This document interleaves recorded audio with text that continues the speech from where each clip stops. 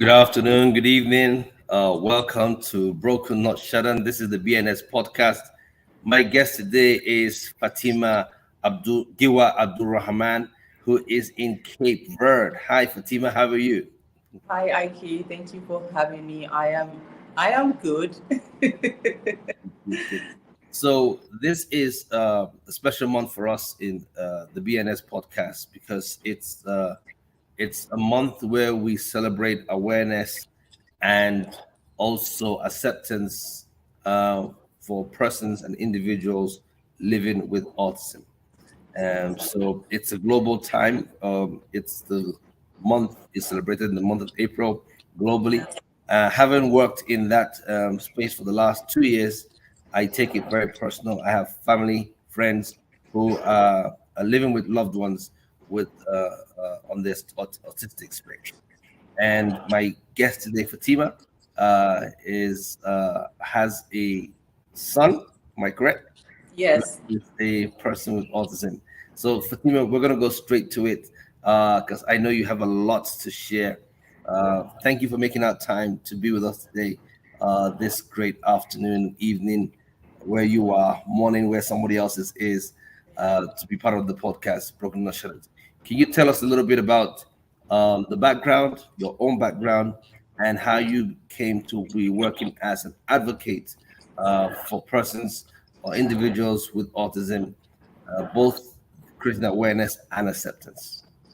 Well, thank you once again, Ike, for having me. It is an important month, not just for you. You said for you, it's for me, for us.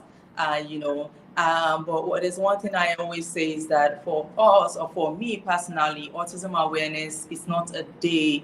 It's every day. It is we celebrate every autism awareness every day in my life.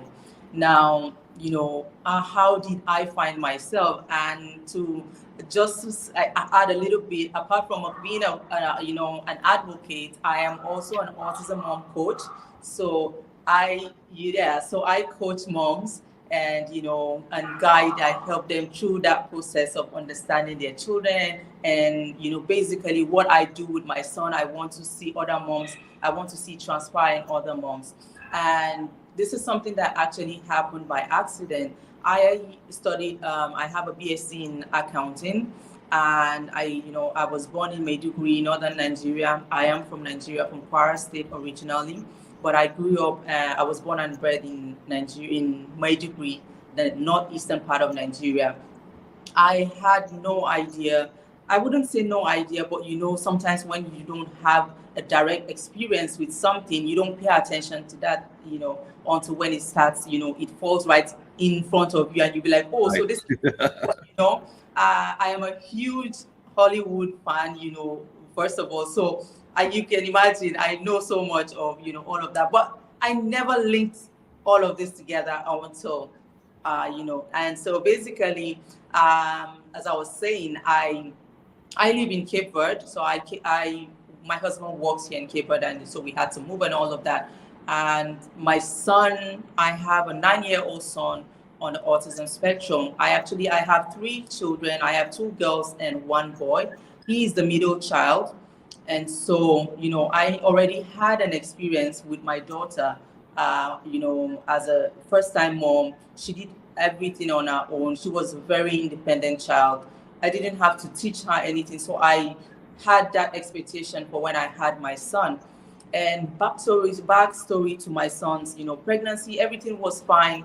His delivery was the most easiest, of all my kids. Everything was absolutely beautiful. He was so peaceful as a baby. He was so. People say my kids are kind of, timid. They don't smile, but he was the most, vibrant. He's always smiling at people. He didn't cry when other people tried. He was just, socially a very social baby. And so when I think around just after his first birthday, we went back home to Nigeria. I lost my dad in 2016, and that was around that time.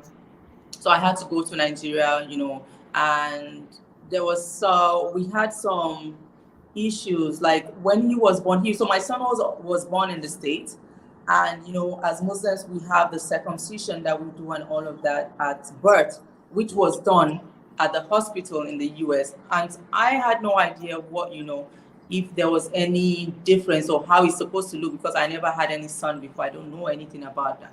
So when I got home, and then my parents, my aunts, family, they were like, "Oh, there's something wrong with this. It's not properly done," and all of that. I would say that was the only thing that we did back home that was different. And after, so we had to redo the circumcision, and basically, we were done with the holidays, and I came back, and that was when I started to notice the difference. Now, before I started to notice these things, my son was, like I said, he was socially active. We had eye contact. He will, he will clap when he hears the sound of music. He will rock his, babies, and he was just a very happy baby. And when I tried to sing some songs, he would try to, follow up or blab at some of the words. But right after we came back from Nigeria, everything stopped. And I didn't even notice it immediately. I didn't notice these changes immediately. I just noticed that, he was not, he was just withdrawing, and he will find corners of the house. If in the houses you have those, like, I don't know how to put it, like corners, like those triangle spaces where you have yes. So sometimes you will find him there alone, just playing and staring at his hands. Sometimes you will find him under the table. Several times you find him under the table, under the study table. He would just like to go into hiding every time, and he didn't want to play with his sister. And I remember his sister, she was around 3, and she was always frustrated. We are already alone, living in a country with a different language and all of that. We don't have sort of and she was desperate for a friend or someone to play with, and she would try to force him to play. He would cry, and so those were the first things, but we didn't pay so much attention to that. And like, basically that was just it. And that was how we started, noticing some other things. He wasn't responding to his name. You would call him several times. He wouldn't even blink. He wouldn't even, turn around to look at you. You would just be like you're talking to someone that is deaf. And we started to get worried. I think it was one day my husband came home for lunch, and he just said something like, "You know what? Can you Google something about autism?" I'm like, "What are you talking about?" He said, "Just go and, check it out on the internet." And he just left. And I went online, and, they have these questions that like about 15 questions. And my son checked out about 11, Wow. Correctly. And that was when I started to worry. And well, that was how I would say that was the beginning of, endless research, online Googling, trying to see what can I do. I didn't even have the diagnosis then, but I was already, trying to see how I can make changes as early as possible. So basically, this is me from, an accounting graduate, Right. yes. Your whole world kind of changes, right? Automatically. You're now wondering, where do I go from here? Yeah, although I wasn't working at that time, because I recently moved to Cape Verde, and I wasn't speaking Portuguese, and there was a lot of, so I was, I had that time to, pay attention to him and do some stuff like that. But basically, that was how the shift began, and I started to follow up on my son's, progress and all of that. Wow. So can you share your initial feeling? Because I know how this is. I don't know personally, but I've seen parents who have their reactions once they first find out. Yeah. What was your first reaction when you found out? And then what was the feeling? Can you share that with some of us? Because there's a parent watching that who maybe their son just got diagnosed, and they're wondering, I'm not alone on this, or am I? Why has life turned me this way? Just share with us some of those feelings that you had. So what happened right afterwards was it was a roller coaster of, back and forth. And here in Cape Verde, back then, there wasn't anyone diagnosing autism here. Wow. And even the specialists, the child psychologists, and all of that. I had a couple of appointments. So we started with the with his pediatrician, and she initially suggested that he had hearing issues, and maybe he was deaf and all of that. And I said, no, my son can hear. But sometimes doctors, they like to show that they know, yeah, they do know. But I am the mom, I live with him. You've only seen him barely 30 minutes and you're already making that assumption. And I said, look, my son can hear, I know he can hear. But she didn't believe me, so she gave me, we went ahead to do. She gave me a referral to do hearing tests and all of that, to see another doctor. We did all of the hearing tests, and the last test we did, I'm not too familiar with the names of some of the tests because of the language barrier. All of that. Some of those things were written in Portuguese and all of that. But then I remember one of the doctors saying, it's something that, he can hear, but there are some things that are going around, in the brain and all of that. I didn't really understand exactly what she was saying. And because of that lack of clarity, my husband was like, since, my kids were born in the US, why don't you go to the States where you can find answers, because we need to know exactly what is going on. I know definitely he's not deaf, and the psychiatrist, the psychologist that we saw at that time was saying that, oh no, she doesn't see any sign of autism here. But I can see the difference between my daughter when she was at that age and my son. So I got a lot of people, I shared this with a few friends and family members. People said I was worrying and I was just overreacting because, boys are different, boys are slower. I can't compare his progress, but I know what I'm seeing. Correct. It's beyond what people can understand. That's Only correct. a mother or anyone that was living with us can actually understand. At that stage, I don't think you can explain it properly to anyone to understand you. And I think that's one of the very difficult parts of the initial stage. So basically, that was how my journey. I packed up my bag. I was actually, it happened at a point whereby I had just signed up. I had just, I got accepted into the university here to study my dream course, which was, journalism at that time. Can you imagine? And I was just a few months into when all of this started. And I had to, I told my, head of department, I have to leave. I had to drop out and go face this issue and pack my bags and then, stay to the US. So we were there for about 3 months. We were able to get the diagnosis. We got some services. Early intervention started right away. Speech therapy, ABA was bombarding on left and right. And, all of those things were just there. So basically, this was how it started for us, from finding out, thinking that he was deaf, which is it's similar to a lot of parents. Correct. Yes, they almost look alike. Yes. Exactly. Yes. That non-responsiveness, like they played an instrument at my son's ear and he didn't blink, like a loud instrument, and he didn't blink, and that is, that is not supposed. That's not normal. Yeah. And a child should blink, should feel the effect. And how I knew my son could hear is that there was a particular video or that comes on YouTube that he loves so much. It's an Arabic alphabet song. I don't even know how he stumbled upon that, and he just discovered everything at that age.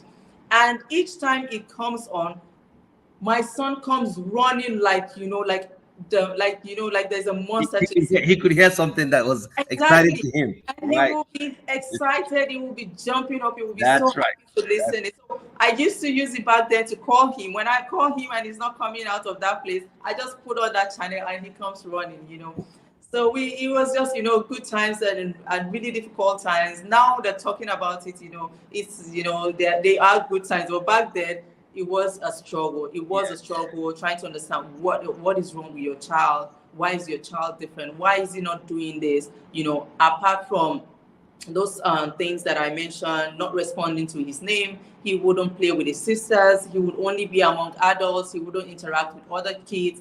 He didn't play with toys. He couldn't use his hands to pick up anything. So we had really bad poor motor skills. He couldn't feed himself at almost three. And there was just an endless list of things. It was that I had to teach him everything from the scratch. A lot of things that a lot of parents take for granted. I started to see and appreciate those things my daughter was doing by herself. The fact that she learned so many things on her own, and I didn't have to teach her. And here I am now, teaching him every single thing. Wow. Did you see him? Did he do the thing where he was he walking on top of his heels? Like, Yes, he yeah. walked on his toes. He walked Right. on his toes Yeah. so much. He walked on his. I was so concerned. So, but I did a lot of things just to make it. We had a long list of challenges. When I started to list them out, I think the first challenge that we had was finger sucking. So he sucked 2 fingers. He started from, I don't even know when, from birth. And because of that, he didn't even, he didn't really breastfeed enough. By 6 months, he was done on his own. And that was the fastest of all my kids. For me, I was like, because I don't enjoy breastfeeding. I know a lot of women do, but I never did. So I was happy to that he's making life easier for me. And then he picked up something else. I was like, no, I can't take this finger sucking. It's something that we tried to get rid of it, and luckily we did. But that was the beginning of other behavioral issues. So from that, he started to chew on his lip. He would go like this all the time. Sometimes it would be sore. He would chew on one part of his lips, and so we started trying hard to stop that too. It was so bad. My husband wanted to at some point we took him to the dentist to see if they could take out the teeth to stop him from doing that. And the dentist was like, there's something, also mentioned something mental, going on with all of that. It's a behavior that it's not something that has to do with, his dental, a dental issue and all of that. After he stopped that, he started doing something like this. He will go like this, like this, like this every time with his hand. He will go like this every time, everywhere. And there are germs everywhere. There's so many things you're trying to protect him. Oh my gosh! And then we went from that to some other things. I think he putting hands in his underwears, and it was just a long list of a lot of challenges and behaviors. Yes, a lot of behaviors, the tantrums, the meltdowns. There was a time where he would just be aggressive towards us when he hears a certain sound. So like, or maybe a song or a sound triggers him somehow. I don't know. And he goes straight to the face.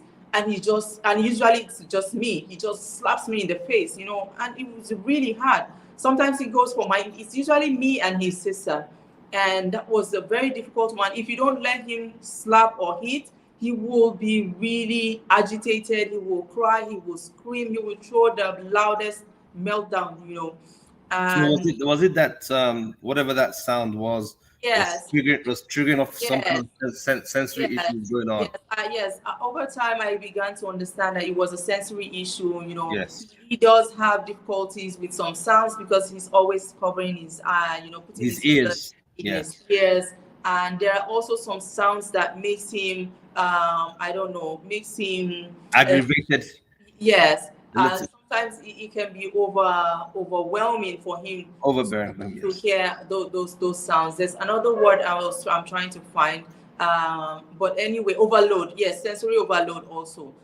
So when it becomes too much, he can't bear it any longer. He just, that is just his way of reacting. And he can't tell you that I don't like that sound, or he can't really explain how he's feeling. And that was the only, but it was a very difficult period because why do you have to hit anyone? And it wasn't as if I was hitting him or anyone was. He just goes and does that, But yeah, those are just a few of the. I can only imagine. I can only imagine what the journey has been like. If you're just tuning in for the first time, this is my guest Fatima Giwa Abdulrahman, who is actually in Cape Verde. And the topic today is parenting through autism, a mother's perspective and her own personal journey. Fatima, we're going to take a short break. When we come back, I'm going to ask you a few more questions and how you've been able to turn this particular journey into something else that you're now coaching other mothers and other parents who are going through the process. And then I ask you some other personal questions. Hopefully, you should be able to answer them, and Yes. our guests will get more informed about what it's like Absolutely. parenting a child or loved one with autism. We'll be back in a few minutes with my guest, Fatima.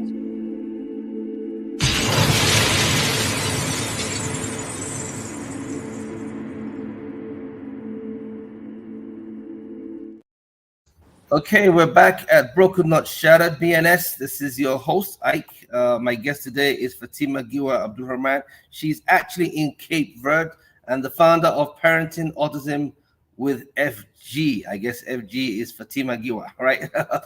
Absolutely. Okay, and the topic today is parenting with autism. This is Autism Month here in the United States and I believe globally around the world. Yes, it's World Fatima Autism. has a wonderful son who is 9 years old. And if you listen to the first part of the story, she told you all the stuff. Fatima, what would you say was your biggest challenge so far? Or what has been your biggest challenge so far in this journey? Well, my biggest challenge has been and is still the meltdowns. The meltdowns, that is where people don't understand. That is the part of autism that people don't understand. When he's calm, people are accepting of those, behaviors because he's calm.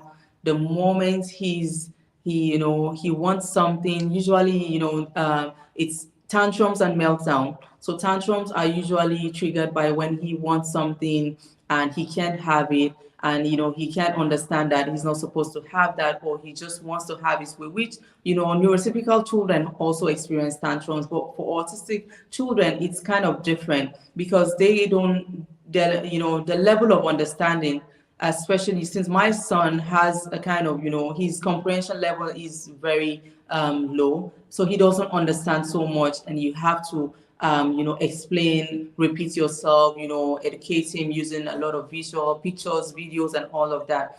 So my biggest challenge has been the tantrums and the meltdowns. Why is that? Like I said, a lot of people don't understand that part of the, autism.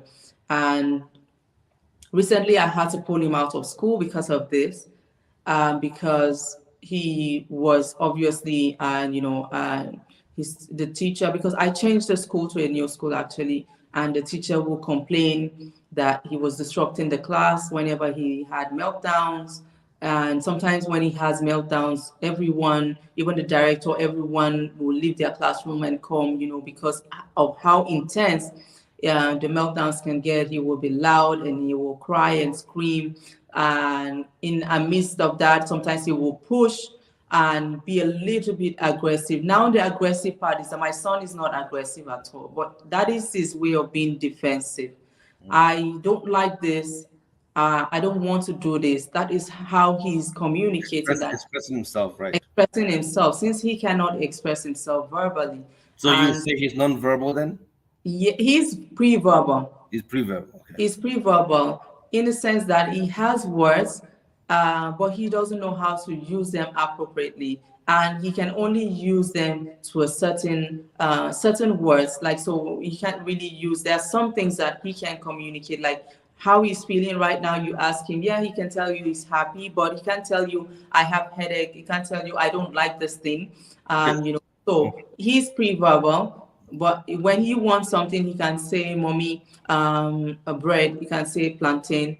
He can give me one or two words to put together to understand what he wants. So what resources do you then have access to enable him? Because I know that over here, there's certain things that parents have access to. Yeah. Caregivers have access to that to help that child communicate. One of the things I say in my organization is that every child has a voice. Yes. They might not be able to speak. Absolutely. Every child has a voice to communicate. There has to be a way of communicating. And sometimes those behaviors that we do see come up because of their inability. Communication. Yeah, their frustration. I mean, look at us that are supposed to be neurotypical, correct? Yeah. If you're talking to me and I'm talking to you and we're not understanding each other, one of us or both of us are going to get frustrated. Imagine someone who who no one can understand what he's trying to communicate. Yeah. So those meltdowns and those behaviors could be a sign of all those things. Now, I Yeah. know that gradually here we have a lot of resources that they allow people, maybe ABA technicians, to actually work the children or the child through a process where they can communicate, be it pictures or anything. So if the head is hurting, they can point at something and be able to communicate. Belly's hurting, they can point on their belly. All those kind of things. Moods, the boards that have moods, and when they're happy, when they're sad, when they're sick, and they gradually begin to understand those things. Absolutely. What resources do you have in Cape Verde to address? Well, like I said, I didn't get any resources. Even the school, I struggled to get a special education teacher to assist him. There was nothing. And another thing that affected us was the language barrier, and this affects a lot of parents. And this brings me to my why I started this and why I am coaching moms now, because over the years I have found out that I am not alone as a parent living in a country speaking a different language. Because the schools, they don't have international schools here. Cape Verde is a very small country. There's no international school, and even if they have internationals, the so-called international school, they only teach those international languages as a subject. Right. So the language barrier was one of the biggest issues that we had. So in school, it's Portuguese in school. At home, it's English. For my other kids, it's no issue. They understand, but for my son, the language barrier was a big issue for him. So when we go to therapists at that age, they want to work with him in Portuguese, and they give up quickly on my son because they don't see him responding, or so basically after some time I worked with a few speech therapists after I came back from the United States, and I could see the difference.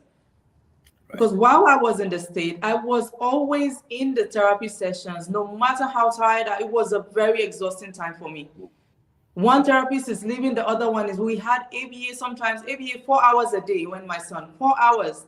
And that's just ABA, 2 hours. Sorry for interrupting you, Fatima. For those who don't know what ABA is, Fatima, tell them what ABA is. ABA is applied behavior analysis, which helps your your child to manage the behaviors. To manage behaviors, exactly. So we had speech therapies, we had occupational therapy, and then we also had a little bit of physical therapy. Physical was, I think, once a week. Speech was twice a week. ABA was every day. Occupational therapy too was, I think, every day or something like that. So you can imagine. And he wasn't the only child. So I was in the sessions with them, picking up everything, learning everything they were doing. So once I got back to Cape Verde, I continued doing all of those things with them, with my son, and I started to see some results based on the things that I was doing with him. Good.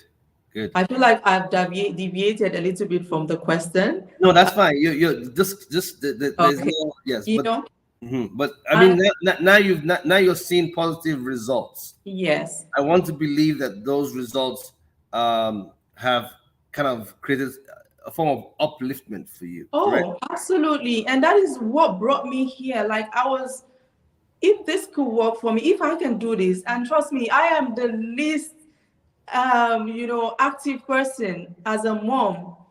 I think anyone can do it. It's just that many times moms, we are always anxious. We want a fast result. We are not patient enough.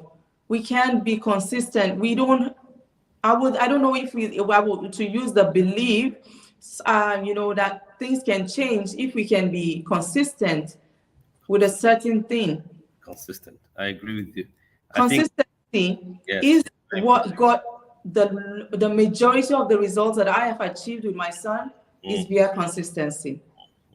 So I did all of those things that I was doing. And I think the first uplifting moment that I had was that we were working with flashcards, And we did picture books. Oh, I became, we do bedtime stories, all of those things I didn't do with my daughter. And he taught me parenting the proper way. And so we were doing flashcards, picture cards. I would read, I would do funny faces, I would do pretend plays, all of those. So we had like a routine every night. And one day, my son got back from school, and I think I was with his sister, and I went into the room and I heard my son. He had one of the books, the alphabet books, in his hands, and he was pointing, and he was, A is for apple, B is for, and he was going on and on. And I heard, I have a video, I had to capture it. I still have that video. And it made me, double up my efforts. Wow. Like, something is definitely working. Definitely working. Definitely working. Something is definitely working. Yes. So parents, just stay consistent. Fatima, we have at least about 3 or 4 minutes left. I want you to use this opportunity to really share with our audience. I mean, we can go on and on about this. This is the journey. It didn't start in 1 year, so I don't see how you can tell the whole journey in 30 minutes. You can follow my page, on Instagram, Parenting Autism with FG. I have a lot of information, resources. You can catch up on our journey. Yeah. So you've turned this into something that you're helping other parents. Yes. Obviously, based on that experience you've had, you've now converted it into becoming a life coach and an advocate. Yes. Talk to the parents who are watching right now, who their child has just been diagnosed, or because I believe early intervention is the key to this. Absolutely. I tell people that autism is not a disease. What is the disease is the lack of intervention. Yes, if you don't intervene at the very early stage, that is where the disease starts to come. Most parents go into denial, especially the men. I'm glad to hear that your husband was the one that said to you, "Hey, check this out." Despite that, he went through his denial too. We all went through that denial. I will say we went through it. Yes, and that is a very challenging time, because I've seen it personally and close up in my own circle. But the earlier you come to terms that there's something going on, there's something unique, something special about this child. It's not a terrible thing. It's just a different thing, and they have different abilities. But now you've come to this part. Talk to that mother, that dad who just found out yesterday, who's going to find out tomorrow, or who was already on the journey. Encourage them. Share something with them as we wrap up this show. What would you tell them? So I would say it's okay to be in that denial, stage. We all went through. I think every mom or every parent goes through that stage, but don't stay there for so long. It is not. It is just it is a journey. It is not the destination. We've seen children with autism go from and it's just like this at a certain age, and everything starts to change. It doesn't mean that it took the autism out of them, but it gets better. Now, another thing that I will tell parents is that there is no shortcut. If you're looking for a shortcut, you will get scammed everywhere, because there are so many people out there that are willing to take advantage of our situation. You do the work, you put in the efforts. If you can, make sure that your child is getting the resources, the necessary resources. And you also need to take care of yourself, because you cannot pour from an empty cup. Over the years, these are some of the things that I had to learn. I went through my own stage of depression and back out, and I just had to do something. And now that I am happy, I am in a stage where I feel so much at peace. I also see that peace transpiring in my son. I see that, my happiness shows in my son's behavior. I see that it helps to improve some of those behaviors. So we are not always, yes, we still have the meltdowns, but it has reduced so much to an extent. So how you see your son also is something that every parent, you need to see your son as beyond the autism diagnosis. You need to believe that there's something special about your son, your child. And when you see the behaviors or whatever your child is doing, it is not who they are. It doesn't speak of who they are inside. It only says of something that is happening that your child cannot explain. So learn to understand, be patient, be observant, investigate, do your research, and always trust your gut. Wow. Thank you so much. I like that last part. Always trust your gut. Thank you so much, Fatima. For those of you watching, Fatima, can you give us your information again where they can find you? Yeah, so you can follow me on my page, Parenting Autism with FG on Instagram. I am Fatigiwa Abdurrahman on Facebook. And you can find the links to all of my pages, my website, www.fatigiwa.com. And, I share basically my stories, my journey, guides, tips. I am also an autism mom coach, so I coach parents with difficult areas that they are going through, especially those within the early intervention age. So I help them to, make that journey easier for them. Thank you so much, Fatima. And I'll definitely stay in touch with you because, like I said to you, the organization that I head here in the state of Maryland, I'm the CEO of Autism Ally Group. And what we do, we work with organizations and individuals who their loved ones are persons with autism or any other intellectual disability that we can find. So if you want to follow us, also you can look at any of our platforms at Autism Ally Group, and then just find out more about what we do. But we have a pair mentoring session where we mentor parents and caregivers. We meet once a month on our platforms, and I'll share that information with you, and so you can find out how we can collaborate and share that information. Because we bring in expertise in here in America to spend an hour talking to parents, and parents get to ask questions also under that pair mentoring program that we offer once a month. That would be great. That would be awesome. It's a safe place where parents can come and share. Yeah. Fatima Giwa Abdulrahman from Cape Verde, thank you so much for making out time this afternoon to be with us. As we wrap up the show this special day, we wish you guys a great week ahead and everything that you do. On behalf of myself and the entire team at BNS Podcast, we leave you with our special 3 words: love, peace, and more grace. And please subscribe, click, and follow us in all our platforms, especially our YouTube. Our numbers are going up, and thank you for all your support. See you guys, same time next week.